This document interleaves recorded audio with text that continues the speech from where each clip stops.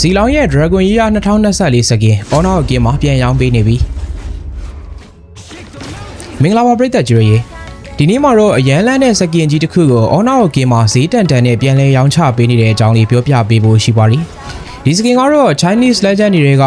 နှစ်တစ်နေ့ဖြစ်တဲ့2024ခုနှစ်မှာကြာရောက်ခဲ့တဲ့နဂါးနှစ် Dragon Year ထိမ့်မှတ်အနေနဲ့ထုတ်ပေးခဲ့တဲ့စီလောင်ရဲ့ Dragon Year 2024 စကင်ဖြစ်ပါတယ်ဒီစကင်ကိုတော့ Lucky Draw ပင်ကိုရီလက်စရာမလိုပဲနဲ့တိုကင်နဲ့တန်းဝယ်လို့ရမှာဖြစ်ပါတယ်ပေးရမယ့်တိုကင်ပမာဏကိုမကြည့်ခင်မှာစကင်အနေထားကိုတစ်ချက်ရှိုးကြည့်ကြရအောင်ပါစကင် intro မှာတွေက Dragon Year စကင်ဆိုတဲ့အတိုင်းပဲနဂါးကြီးတစ်ကောင်နဲ့စာထားတာကိုတွေ့ရပါတယ်ဒီစကင်မှာ Dragon theme ကိုမှရှေးဟောင်းပုံ effect တွေနဲ့မဟုတ်ဘဲနဲ့ sign file တွေကလို့ hologram effect တွေနဲ့လာပါတယ်စကင်1ဘလင်းရင်ထွက်လာတဲ့နဂါးတွေစကင်2 Dragon wave တွေနဲ့Ultimate ခုံလိုက်ရင်ပေါ်လာတဲ့နဂါးတွေအားလုံးက hologram effect သင်းနဲ့လာပါတယ်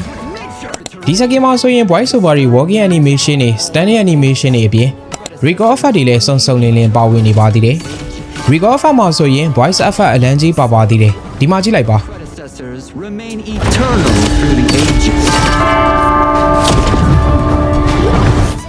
ရက်ကွက်ထဲကအချင်းမောင်းတယ်လာရင်ကြားရတဲ့မောင်းတန်လို့ခေါင်းလောင်းတန်တွေထွက်လာတာမျိုးကိုသတိထားမိနေတယ်Game ဆိုရင်အချင်းမောင်းတန်ထွက်ချင်နေဆိုရင်တော့ဒီစကင်ကိုဝယ်ဖြစ်အောင်ဝယ်လိုက်ပါ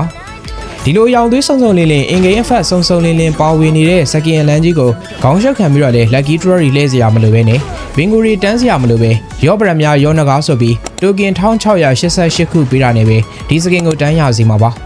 နောက်ပြီးတော့ဒီစကင်က limited skin ပါဒါကြောင့်မို့အခုပြန်ရောင်းချနေတဲ့အချိန်မှာပဲဝယ်လို့ရမှာဖြစ်ပြီးတော့ event ပြီးတဲ့အချိန်မှာတိုကင်3သိန်းပေးပါမယ်ဆိုရင်တော့မှပြန်ဝယ်လို့ရမှာမျိုးမဟုတ်တော့ပါဘူးဒါကြောင့်မလို့ဇီလောင်ရဲ့ Dragon Year စကင်ကိုလိုချင်နေဆိုရင်အခုပြန်ရောင်းပေးနေတော့ကိုရအောင်ဝယ်ထားလိုက်ပါငွေကုန်ရမယ့်ကိစ္စတွေပြောလို့ပြီးတော့ငွေမကုန်မဲ့ဂုံထားရတဲ့ကိစ္စလေးကိုလည်းဆက်ပြီးတော့ကြည့်ကြပါမယ်အဲ့ဒါကတော့ဘာမှမဟုတ်ပါဘူးအရင်ဘဝကဟီးရိုးကိုအခုဘဝစကင်ပြောင်းထည့်ပေးထားတဲ့ချောင်းချောက်ရဲ့စကင်မှာစကင်ကအလွယ်လေး game ထဲကိုဝင်တာနဲ့ရတာမို့အားလုံးရပြီးကြမယ်လို့ထင်ပါတယ်ဒီစကင်အနေထားကိုလည်းတစ်ချက်ကြည့်ရအောင်ပါFate ရဲ့ချောင်းချောက်ကတော့အရင်ကချောင်းချောက်ရဲ့ဒီဇိုင်းကလာအပြည့်စုံနေပဲလာပါတယ်ဗတ်ဒီစပယ် effect အတိုင်းပဲအနီရောင်နဲ့အနက်ရောင် effect တွေအပြင်6ရဲ့ hero design အတိအကျနဲ့ကိုလာတာပါ free second ဖြစ်တော့မလို့ walking animation တို့ record တို့တော့ပါမလာပါဘူးဒါပေမဲ့ဘာပဲဖြစ်ဖြစ်6 hero ကိုလွမ်းနေတဲ့သူတွေအတွက်တော့အကောင်းဆုံးလက်ဆောင်တစ်ခုဖြစ်မယ်လို့ထင်ပါတယ်ရီစာဟောင်းလေးကဘယ်တော့မှပြန်မလာပေမဲ့ Honor King ကတော့ hero အဟောင်းတွေကိုမရရတဲ့နည်းနဲ့ပြန်ခေါ်လာပေးတတ်ပါတယ်player တွေပေါ်ဒီလိုသဘောကောင်းတဲ့ game ကိုမှမဆော့ရင်ဘယ်လို game မျိုးကိုဆော့ရမလဲဆိုတာလည်းသိမှာမဟုတ်တော့ပါဘူးဒီလိုစကင်ခက်လန်းလန်းနေတဲ့ game ကိုဆော့ကျင်နေဆိုရင်တော့အခုပဲ Honor King ကို download လုပ်ပြီးတော့ဝင်ဆော့လိုက်ပါဒီနေ့ဗီဒီယိုကတော့ဒီလောက်ပါပဲနောက်နေ့မှပြန်ပြီးတော့တွေ့ကြပါမယ်အဆုံးကြီး show အားပေးလို့ကျေးဇူးတင်ပါတယ်ခင်ဗျာ